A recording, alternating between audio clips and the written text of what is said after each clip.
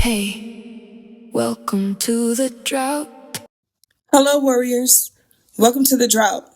I'm your host, Kat. Thank you for spending a little time with me today. Whether you're driving to work, cleaning the house, taking a walk, or just looking for a quiet moment to yourself, I'm really glad you're here. This is a place where we can have honest conversations, encourage one another, and navigate life's hardships together. We'll be looking at life through biblical wisdom, psychology, and evidence-based research. Not to tell you what to do, but to help you think through life's challenges with hope and intention. Today, I want to have a conversation about making sense of suffering. Let me ask you a question. What hand were you dealt? Think about that for a moment. It's not something we usually stop and ask ourselves, but maybe we should. None of us chooses where our story begins. We don't choose the family we're born into, the environment we're raised in, or many of the experiences that shape us long before we're old enough to understand them. Some people begin life surrounded by love, stability, and support. Others begin life simply trying to survive. Whether we realize it or not, those experiences influence how we see ourselves, how we see other people, and sometimes how we see God. When I asked you that question, I wasn't just asking you, I was asking myself. Because if I'm honest, the hand I was dealt was hard. I grew up without a father. My mom raised me at a very young age. Because of the circumstances I was born into, I didn't experience the kind of stability or healthy parenting that every child deserves. For a long time, I carried that weight. It shaped the way I saw myself, the way I saw relationships, the way I saw the world, and even the way I saw God. For years, I struggled, not because I wanted to, but because I didn't know any other way. Eventually, I reached a point where I knew something had to change. I couldn't change the hand I was dealt, but eventually I decided who I was going to become because of it. That decision didn't change my life overnight. Healing rarely works that way. It happened one step, one prayer, and one decision at a time. And honestly, I'm still learning. I'm not sharing my story because it's the hardest. I'm sharing it because I know I'm not the only one. If you ever felt like life has been heavier than it should, I understand. That brings me to the name of this podcast. When most people hear the word drought, they think about weather, dry ground, cracked earth, a lack of rain. But the more I think about the word, the more I realize it wasn't just describing weather. I think it describes people too. To me, a drought is anything that's missing in our lives that makes it difficult to thrive. For one person, it may be peace. For someone else, it may be purpose, direction, a healthy relationship, financial stability, physical health, emotional health, faith, or maybe it's something you lost that you thought would always be there. The drought looks different for all of us, but sooner or later, every one of us experiences one. Life has a way of bringing us into seasons we never expected. Some are visible, others are invisible. Sometimes people know exactly what they are carrying, other times they have no idea. I think that's one of the hardest parts because hardship has a way of convincing us that you're alone, that nobody understands, that nobody else has ever felt this way. Sometimes that loneliness goes even deeper. It isn't just wondering where people are, it's wondering where God is. Can I be honest with you? For a long time, I believe God hated me. Not because anyone ever said those exact words, but because that's what my life felt like. I believed I was cursed. I believed I was being punished. And if I'm really honest, I also believe prayer didn't work. When I was a little girl, I prayed for a father. I prayed over and over again. And that prayer was never answered the way I hoped. So eventually, I stopped asking. I stopped trusting. I kept my distance from God because I couldn't understand why a loving God would allow so much hurt. Why would I go to someone I believe was causing my pain? Why would I trust someone I believe didn't want to help me? Looking back now, I can see how those lies kept me from the very relationship I needed the most. Scripture tells us that the devil is a liar and the father of lies. One of the ways he works is through deception. He wants us to question God's character, his goodness, his love, and even our identity. Looking back, I see how easy it was to believe these lies because I was trying to understand God through the pain I had experienced. Then something changed. I realized I had spent years believing things about God that I had never actually looked for in scripture myself. So I opened my Bible and I started reading it for myself.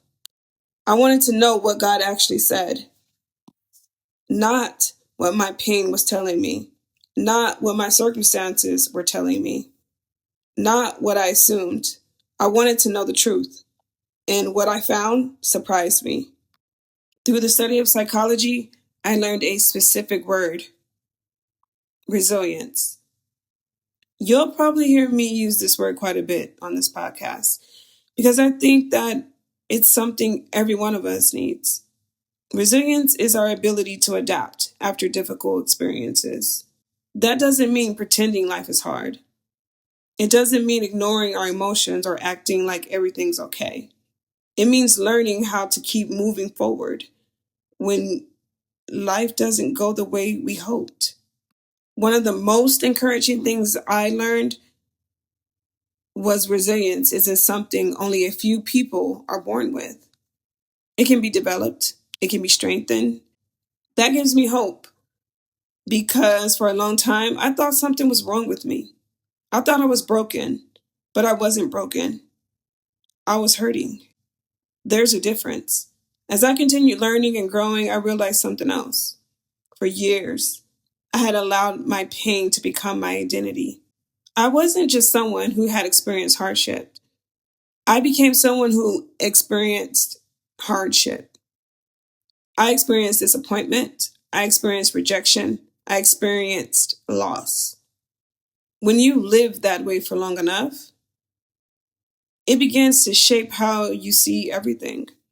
But scripture reminded me that my identity isn't in what happened to me. That doesn't erase my story, it redeems it. Another thing that changed my life was learning about self compassion. Now, before you tune me out, because psychology uses another fancy word, stay with me for a minute. Self compassion simply means learning to treat yourself with the same kindness and patience that you would give someone you love. Think about it. If your best friend sat across from you and said, "I'm exhausted, I'm hurting, I don't know how much more I can take," would you criticize them? Would you tell them they should be stronger? Probably not. You'll listen. You would have probably encouraged them. You'd probably remind them that they're doing the best they can. So, why do we speak to ourselves so differently? Why are we often our own hardest critics? That was something I had to learn because I was much harder on myself than God ever was. Healing taught me to stop measuring my worth by my worst moments, to stop believing every thought that entered my mind, and to start replacing those lies with truth. Not my truth, God's truth. That doesn't happen overnight. It's something we practice one day at a time, one decision at a time, one conversation at a time. One of the biggest changes in my life wasn't just learning how to pray. It was learning that I could trust God enough to pray. There's a difference. For years, I stayed away from God. Not because I didn't believe he existed, but because I believed he didn't want to help me. I believe he was angry with me. I believe he had forgotten me. So I kept my distance. Looking back now, I realized the very place I was afraid to go was the place where healing was awaiting. So if you're listening today and you're struggling to trust God, I understand. I've been there. And I want to encourage you to do something I wish I had done much sooner. Go to him. Even if you're angry, go to him. Even if you're confused, go to him. Even if you're disappointed, go to him. Even if you don't trust him yet, tell him exactly how you feel. Tell him you're hurting. Tell him you're tired. Tell him you're frustrated. Tell him you don't understand. He already knows. You don't have to pretend. You don't have to clean yourself up before you come to God. Just come. Because sometimes healing doesn't begin when we finally have all the answers. Sometimes healing begins when we're finally honest. Before we finish today, I want to leave you with one thing to think about this week. Don't try to remember everything we talked about. Don't try to remember every psychological term. Don't worry about remembering every point I made. Just remember this. Your hardship is not proof that God has abandoned you. I'll say it one more time. Your hardship is not proof that God has abandoned you. For years, I believed it was. I was wrong. My pain wasn't evidence that God hated me. It wasn't evidence that he had forgotten me. It wasn't evidence that he didn't care. It wasn't evidence that I was living in a broken world. Just like Job, just like Joseph, and just like every one of us. If you're walking through a drought today, I want you to know your story isn't over. You may not understand the season. You may still have questions. You may still be carrying pain, but your story isn't over. Keep taking the next step. Keep searching for the truth. Keep showing yourself grace. Keep going to God, even when it's hard. And remember, you don't have to walk through this alone. If today's conversation brought up emotions that feel bigger than you know to handle, I want to encourage you to reach out to a licensed mental health professional or a trusted pastor or a spiritual mentor. There is strength in asking for help. Before we go, I'd love to hear from you.